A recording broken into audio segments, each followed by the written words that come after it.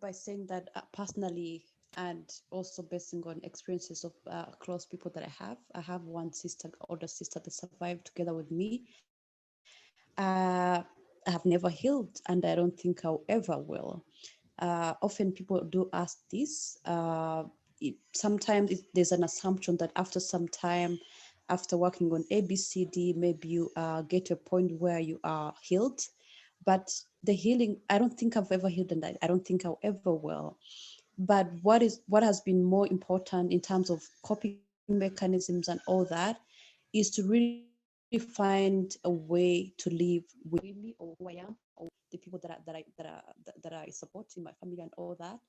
Finding ways to learn and unlearn, because like up to this time, I have different views and perspectives from those of my sister regarding the genocide. She has different ways of looking at it that sometimes are not the same way that I look at it. But for me, I would say growing up, learning, and understanding issues around not only Rwandan genocide, but in general conflicts and the different factors, and like things like genocides and how they happen, and the different roles and actors that different institutions and people play, it really did help me to kind of cope better. Because unlike for I mean like unlike for most of my family members, they still live in a situation where they put the blame and direct pain on the people that cause a direct harm to us. They still put the blame on people that destroyed our house, that did the actual killing and all that. Well, I do understand that for some people that's also something that they have to deal with, but also understanding the broader image of this, and really where we should focus our energy in terms of learning and finding ways to work with this.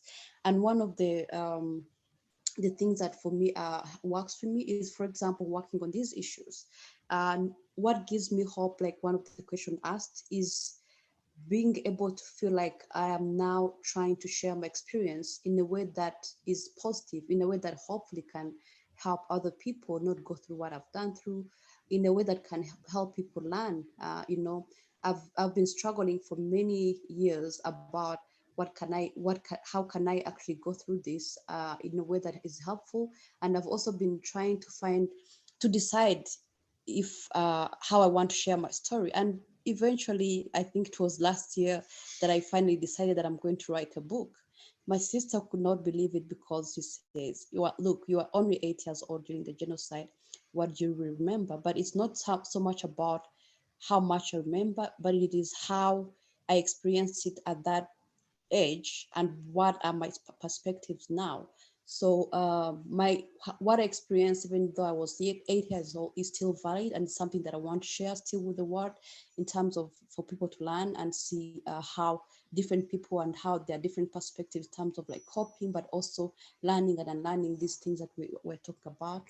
So it's work in progress, but I think the most important thing is to understand how you can find a way to live and to cope with the life as you have it now, in a way that can also provide hope for others, or at least if you can help prevent similar situations. Thank you.